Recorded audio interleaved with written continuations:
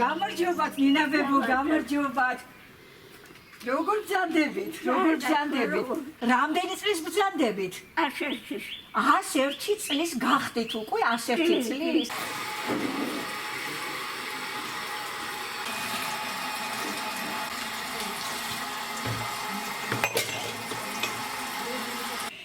ეს არის ჩემი ძროხიჩე და მე ვზადები ყველი უნდა მოვიყვარო.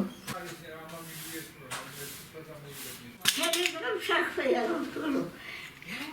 სარეთურე ცხავ, საქმეს ვაკეთებ, სახლის შესუფთავეს ვიცავ და მეტი რა გავაკეთებ, გარე საქმე აღარ შემიძლია. 101 წლით გავხდი 27 იანვარს, ეხლა ვარ 102 წელიწადში. არიან ჩემი გაზაფხული ხოლმე თეთრი მითია რა ვქო.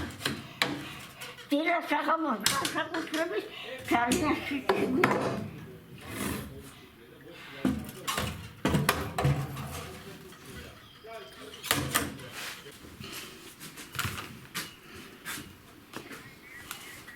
ნინა ბებო, რამდენი გაქვთ წნევა? მაღალი წნევა, მაღალი უნდა დავლიო.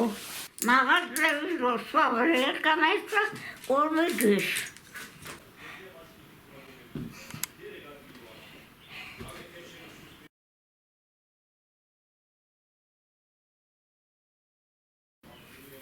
სიკოხსაბე მიუყვება ხალხადობინაზე.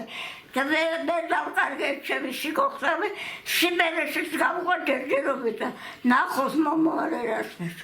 ჩემო ძვირფასებო, დაუჯერებელი ამბავი უნდა გიამბოთ. ეხლა ჩვენ მიმყოფებით ხარაგაულის რაიონის სოფელ დეისში, ულამაზეს სოფელში და სტუმრად ვართ ქალბატონ ნინა ცუცქირიძის ოჯახში, აი ქალბატონი ნინა, რომელიც 102 წელიწადშია, 101 წლის უკვე შესრულდა და მალე შესრულდება 102 წლისა.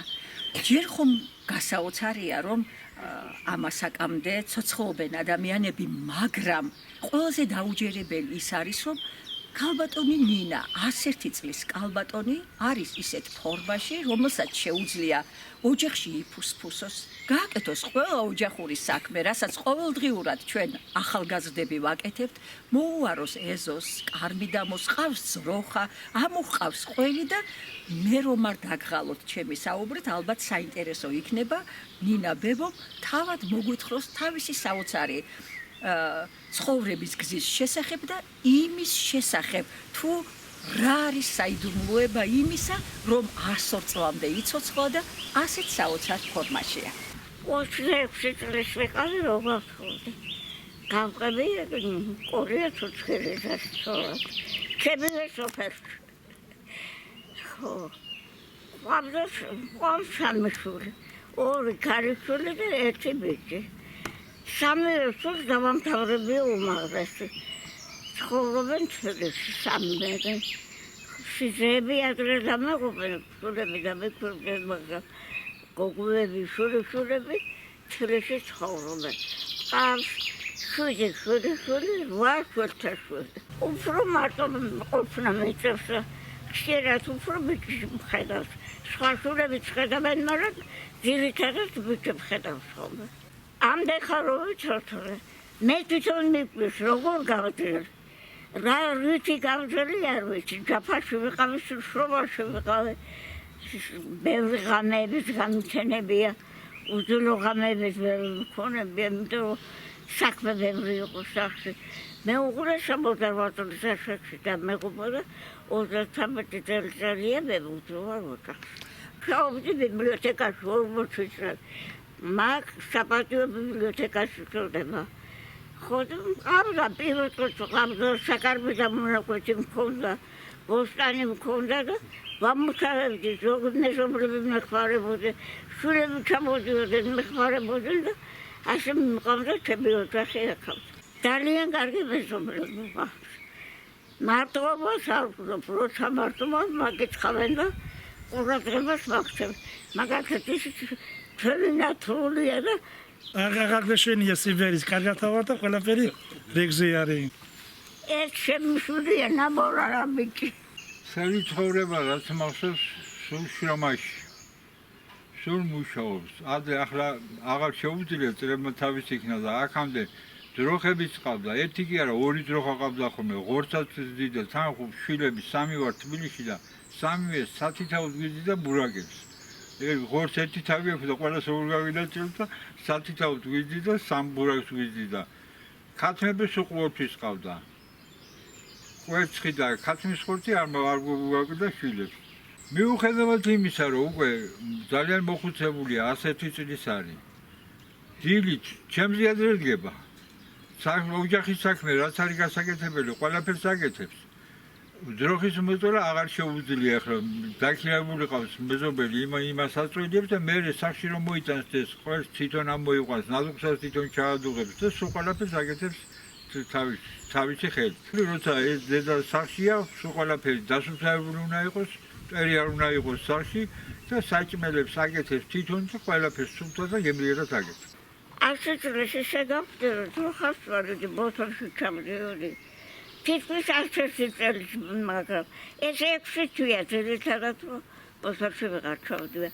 ფილტრების ანთება მქონდა, იმის გამო ვეღარ ჩავდივარ. ლინა ბებოს ვერ გავიცნობდი რო არ დამეწყო მუშაობა მოლითის თემში.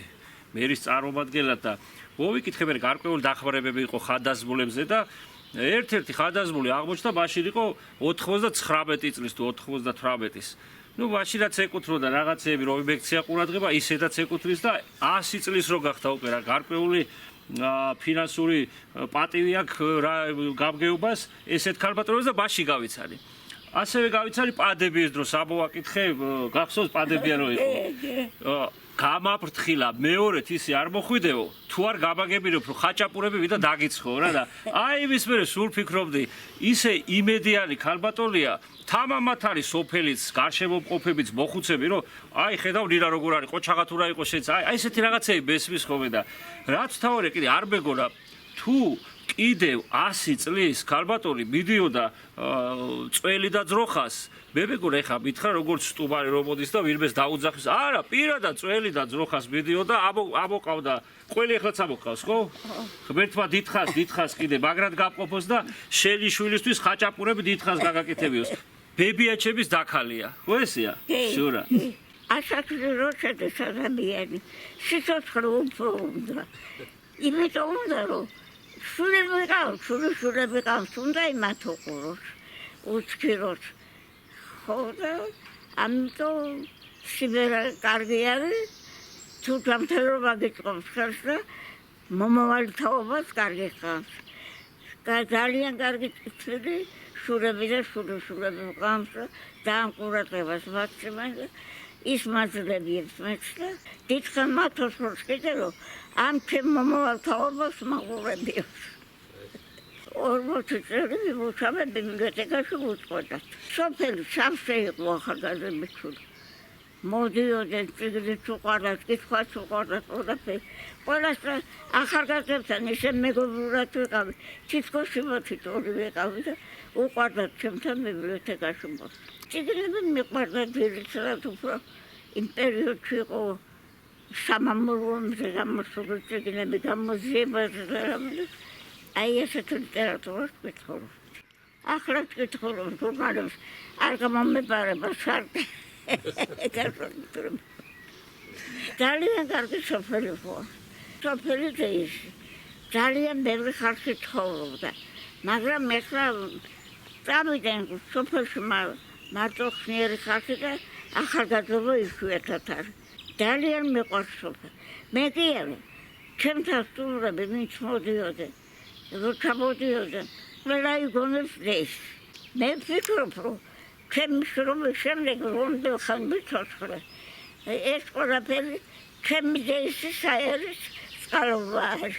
და აერი და ლამაზი ბუნება. მე უსურვებდი ახალგაზრდობას, რომ დაუბრუნო თავის მამა პაპა უცხარწა და შევისო სოფელისა როგორც იყო. თუ გინდათ რომ თქვენთან სიტყვის და მეტის გახდეთ, ჩამოდით სოფელში და სულ აერიც უდგეთ.